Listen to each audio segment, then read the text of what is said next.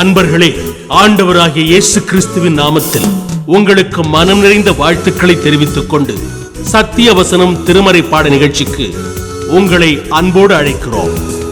சத்திய வசனம், இது தேவனின் வசனம். நாம் சோர்ந்து போகையில் கரம் கொடுக்கும் நம் தேவனின் வசனம், நம் தேவனின் வசனம். அன்பார்ந்த சத்தியவசன நேயர்களுக்கும் இதை பார்த்து கொண்டிருக்கிற மற்ற நண்பர்களுக்கும் சத்தியவசன நிகழ்ச்சியின் சார்பாக எங்களுடைய வாழ்த்துக்களை இயேசு கிறிஸ்துவின் இனிய நாமத்தில் தெரிவித்துக் கொள்கிறோம். இந்த நாளிலும் நம்முடைய செய்தியின் தலைப்பு தேவனை தேடுகிறவர்கள். வேதம் சங்கீதம் 9:10 இப்படி சொல்லுகிறது, கர்த்தாவே, உம்மை தேடுகிறவர்களை நீர் கைவிடுகிறதில்லை, ஆதலால் உமது நாமத்தை அறிந்தவர்கள் உம்மை நம்பியிருப்பார்கள். பொதுவாக ஜெபம் என்ற தலைப்பிலே நாம் பார்த்து கொண்டு வருகிறோம். ஜெபம் என்பது தேவன் நம்மோடு பேசுவதை கேட்பதும் நாம் தேவனுடன் பேசுவதும். இதை குறித்து நாம் வேதத்தில் பல இடங்களில் இந்த ஒரு அர்த்தத்தை பார்க்கலாம். தேவனுடைய பிள்ளைகளாக ஜெபிப்பது ஜெபத்தினுடைய ஒரு முக்கியமான தேவையாக இருக்கிறது. தேவன் தம்முடைய பிள்ளைகளுக்கு எல்லா ஆசீர்வாதத்தையும் வைத்திருக்கிறார். தேவனுடைய பிள்ளைகளாக நாம் மாறுவது மிக முக்கியம், மிக அவசியம். நாம் அநேக நேரங்களிலே ஜெபிக்க தயங்குவது, நான் தேவனுடைய பிள்ளையாக இன்னும் மாறவில்லை, இன்னும் எனக்கு ரட்சிப்பின் அனுபவம் இல்லை, ஆகையினாலே நான் எப்படி ஜெபிப்பது என்று சொல்லி நாம் யோசிக்க வேண்டியதில்லை. நாம் ஜெபிக்கலாம். ஆனால் தேவனுடைய பிள்ளையாக நீங்களும் நானும் மாறி ஜெபிக்கும்போது இன்னும் அதிகமான உரிமையையும் இன்னும் அதிகமான நெருக்கத்தையும் கடவுளோடு நாம் இணைந்து பெறுகிறோம். ஆகையினாலே தேவனுடைய பிள்ளைகளாக நாம் ஜெபிப்பது ஜெபத்தினுடைய ஒரு முக்கியமான ஒரு பகுதி. பொதுவாக ஜெபிப்பவர்கள் ஜெபத்தின் மேன்மையை நன்றாக அறிந்தவர்களாக இருப்பது நல்லது. ஏனென்றால் ஜெபிக்கிறவர்களுக்கே நான் ஜெபிக்கிறேன், கடவுள் கேட்கிறார் என்கிற அந்த விசுவாசம் இல்லாது போனால் அவர்களுடைய ஜெபம் எப்படிப்பட்டதா இருக்கும் என்று நாம் சொல்ல வேண்டியதில்லை. ஆனால் அநேக நேரங்களிலே விசுவாசத்தோடு ஜெபிப்பதை நாம் மறந்து விடுகிறோம். அப்படியே நாம் விசுவாசத்தோடு ஜெபித்தாலும் காத்திருப்பதை மறந்து போகிறோம். வேதம் என்ன சொல்லுகிறது? ஜெபிக்கிறவர்கள் விசுவாசத்தோடு ஜெபிப்பார்கள், ஆனால் அதே நேரத்தில் தேவன் தரும் வரை காத்திருப்பார்கள் என்கிற உண்மையை வலியுறுத்துகிறது. இந்த நாளிலும் ஜெபத்தினுடைய 3 வகைகள் உண்டு என்பதை பார்க்க போகிறோம். ஒன்று தனி ஜெபம். தனி மனிதன் தேவனை நோக்கி செய்யும் ஜெபத்தை நாம் தனி ஜெபம் என்று அழைக்கிறோம். குழுவாக கூடி ஜெபிக்கும் ஜெபத்தை குழு ஜெபம் என்று சொல்லலாம். உணவு அருந்தாமல் உபவாசத்தோடு ஜெபிக்கிற ஜெபத்தை உபவாச ஜெபம் என்று சொல்லலாம். 3 தேவைகளுக்காகத்தான் நாம் கடவுளிடத்தில் நாம் ஜெபிக்கிறோம். ஒன்று சொந்த தேவைகளுக்காக, தனிப்பட்ட தேவைகளுக்காக. 2வது மற்றவர்களுடைய தேவைக்காக. 3வது தேசத்தினுடைய நலனுக்காக, தேசத்தின் தேவைக்காக நாம் ஜெபிக்கிறோம். இப்படி நாம் ஜெபத்தின் பல வகைகளை பார்த்தாலும் இன்று நாம் தனி ஜெபத்தில் மனிதர்கள் தேவனிடத்திலிருந்து எப்படி காரியங்களை பெற்றுக்கொண்டார்கள், அதே போல தனி ஜெபம் எப்படி இயல்பாக உருவானது, இதை குறித்தும் இந்த நாளிலே பார்க்க போகிறோம். நம்முடைய இந்த செய்தியிலே முதல் தலைப்பாக இயல்பாக செய்யப்படும் தனி ஜெபம். Personal prayer is a spontaneous prayer. ஸ்பான்டேனியஸாக இயல்பாக உள்ளத்திலிருந்து எழுவது தான் தனி ஜெபம். ஒருவேளை சிலர் ஜெப பயிற்சிக்காக கொஞ்ச நாள் எழுதி வைத்து ஜெபிப்பார்கள். அதில் ஆரம்ப நாட்களிலே தவறு இருக்கிறது என்று சொல்ல முடியாது. ஆனால் நாள் ஆக ஆக இயல்பாக நம்முடைய மன உணர்விலிருந்து வெளிப்படும் வார்த்தைகளை தேவனிடத்தில் நாம் சொல்லுவது தான் இயல்பான ஜெபமாக இருக்கும். அது ஆர்டிஃபிஷியலாக, அதாவது செயற்கைத்தனமான ஜெபமாக அது இருப்பது நல்லதல்ல. ஏனென்றால் ஆண்டவர் இயல்பு தன்மையை விரும்புகிறவர். இயல்பாகவே நீங்களும் நானும் ஜெபிக்க வேண்டும் என்று சொல்லி அவர் விரும்புகிறார். ஆபிரகாமுடைய வாழ்க்கையிலே ஒரு காரியத்தை நாம் இந்த நாளிலே பார்க்கலாம். இயல்பாக அவர் ஜெபிக்க ஆரம்பிக்கிறதை பார்க்க முடியும். பொதுவாக ஆபிரகாம் அழைக்கப்படுவதை நாம் அறிந்திருக்கிறோம். ஆதியாகமம் 12ஆம் அதிகாரத்திலே முதல் 3 வசனங்களிலே வாசிக்கிறோம். ஆனால் ஆபிரகாம் தேவன் காட்டின அந்த திசையிலே நடக்க தொடங்கும் போது முதலிலே அவர் செய்கிற ஒரு காரியத்தை கொஞ்சம் பார்ப்போம். ஆதியாகமம் 12ஆம் அதிகாரம் 7வது வசனத்திலையும் 13வது அதிகாரம் 4வது வசனத்திலேருந்து சொல்லப்பட்டிருக்கிறது. ஆபிரகாம் தான் போகும் வழியிலே தான் தங்கும் இடத்தில், முக்கியமாக ரொம்ப நாள் அவர் அங்கே இருக்கிறார் அப்படின்னு சொன்னால், அங்கே ஒரு பலிபீடத்தை கட்டுகிறார். இட்ஸ் அ செப்பரேட் பிளேஸ், தனியாக ஒரு இடம். அந்த இடத்துல அமர்ந்து அவர் தேவனை தேடும் ஒரு பழக்கத்தை உடையவராக அவர் இருந்திருக்கிறார். ஆகையினால தான் அந்த பலிபீடத்தை அவர் கட்டுகிறார். அப்படி பலிபீடத்தை கட்டி அங்கே காத்திருக்கும் பழக்கத்தையும் அங்கே நாம் அவருக்கு பார்க்க முடியும். அந்த பழக்கம் அவருக்கு இருந்ததுனால ஆண்டவராகிய கர்த்தரும் ஆபிரகாமை படிப்படியாக வழி நடத்துகிறார்.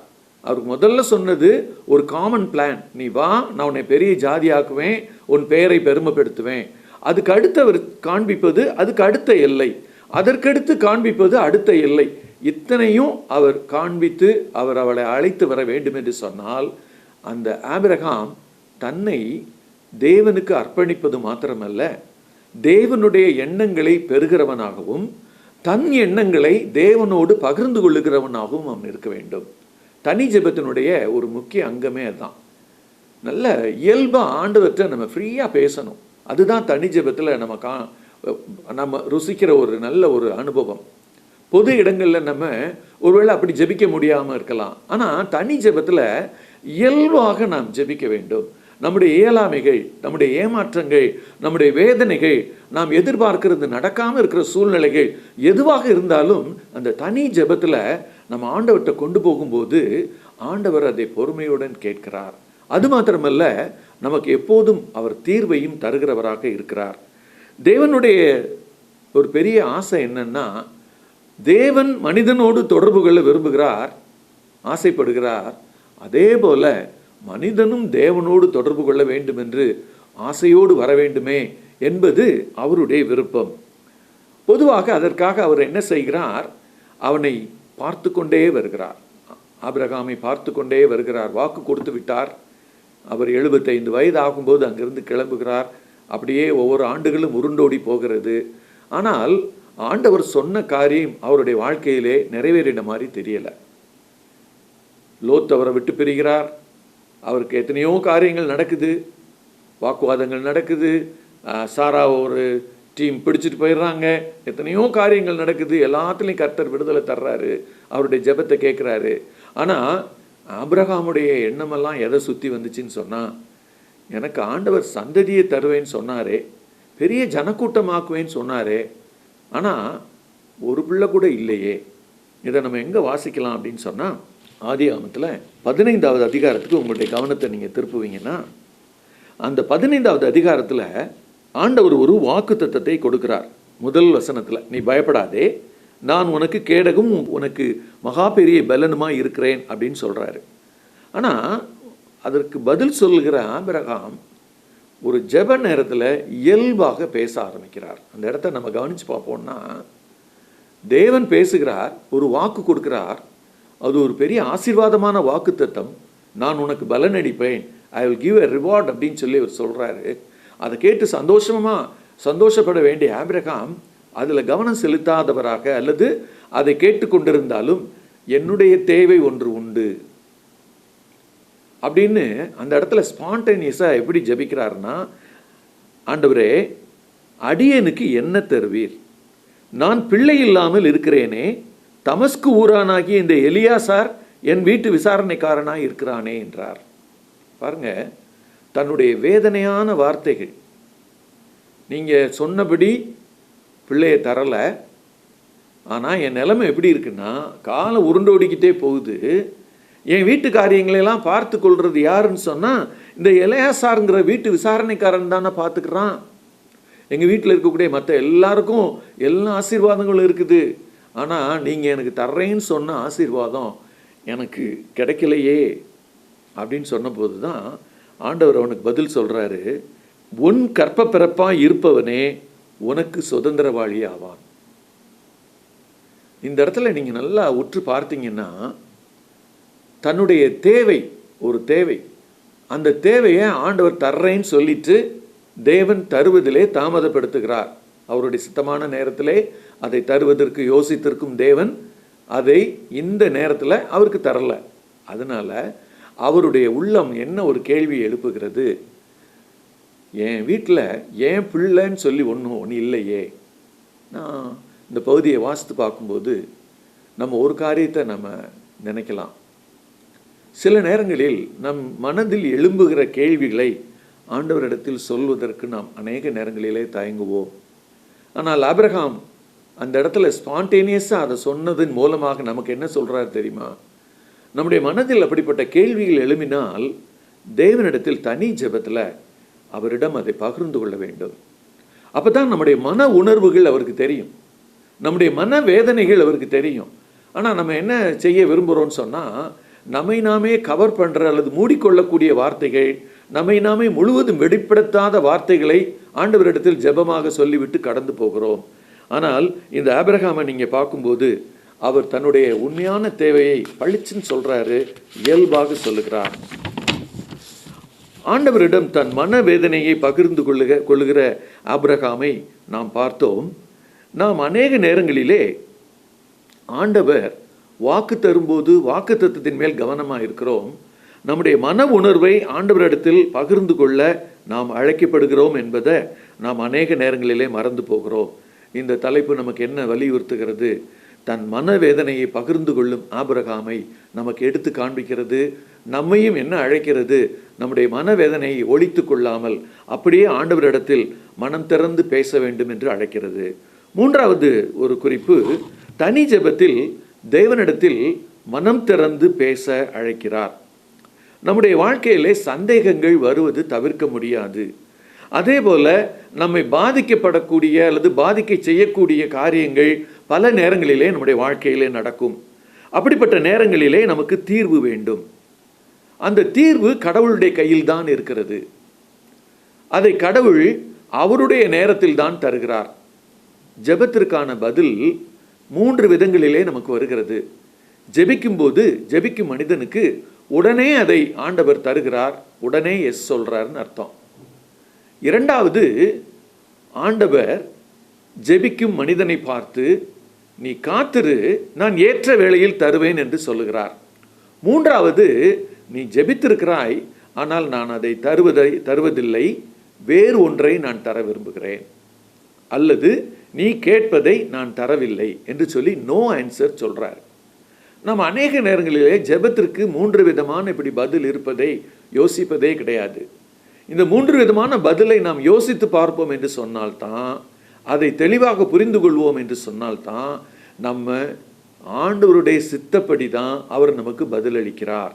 ஆண்டவருடைய சித்தப்படி நம்ம கேட்க சொல்றாரு, ஆனால் ஆண்டவருடைய சித்தப்படி தான் அவர் நமக்கு பதிலை தருகிறார். இதை நாம் பார்க்க முடியும். அதே போல ஆண்டவர் ஜெபிக்கும் மனிதன் பரிசுத்தமாக வாழ வேண்டும் என்று சொல்லி விரும்புகிறார். அடுத்த தலைப்பு, ஜெபிக்கும் மனிதனை தேவன் மாற்ற விரும்புகிறார். ஆண்டவர் நல்லா தெரியும் ஆபிரகாமுடைய வாழ்க்கையில் நம்ம ஒரு குழந்தையை கொடுக்க போகிறோன்னு. ஆனால் அவர் அதற்கான நேரத்தை குறித்திருந்தார். அதுவரை இவர் எப்படி காத்திருக்காரு, இவர் எப்படி பொறுமையாக இருக்கிறாரு, இவர் எப்படி விசுவாசமாக இருக்கிறாரு. 15வது அதிகாரத்தின் 6வது வசனத்தில் ஆபிரகாம் தேவனை விசுவாசித்தான், அதை நீதியாக எண்ணினார் என்று சொல்லி வாசிக்கிறோமே, அதை எந்த அளவுக்கு ஆபிரகாம் கீப்பப் பண்ணுறாருன்னு ஆண்டவர் பார்க்க விரும்புகிறாரு. அப்போ அவர் என்ன தரல, உடனே தரலை, ஆபிரகாமுக்கு அதை வெயிட் பண்ண சொல்லி சொல்லுகிறார். அதான் பதில் அவருக்கு. ஆனால் ஆபிரகாமை பொறுத்தளவில் அவர் அடுத்த காரியம் என்ன செஞ்சிடறாரு, நம்ம வேதத்தில் வாசிக்கிறோம், தன்னுடைய மனைவி சாராவுடைய யோசனையை கேட்டு ஆகாரை தன்னோடு சேர்த்து கொண்டு இஸ்மவேல் பிறக்க அவர் காரணமாகிறார். இது நடந்த காலத்திலிருந்து ஆண்டவர் 13 வருடங்களாக ஆபிரகாமோடு பேசவில்லை. பொதுவாக ஆண்டவர் ஐக்கியத்தை விரும்புகிறவர், மனிதனோடு பேச விரும்புகிறவர், மனிதன் பேசுவதை கேட்க விரும்புகிறவர் என்று கற்றுக்கொண்டு வருகிறோம். ஆனால் இங்கே நாம் பார்க்கும்போது அது தெளிவாக நீங்கள் பார்க்க வேண்டும் என்று சொன்னால் என்னோடு கூட சேர்ந்து 17வது அதிகாரத்துக்கு, ஆதியாகமம் 17வது அதிகாரத்துக்கு திருப்புங்கள். 16வது அதிகாரத்தின் கடைசி வார்த்தை இப்படி முடிகிறது, ஆபிரகாமுக்கு 86 வயதானது.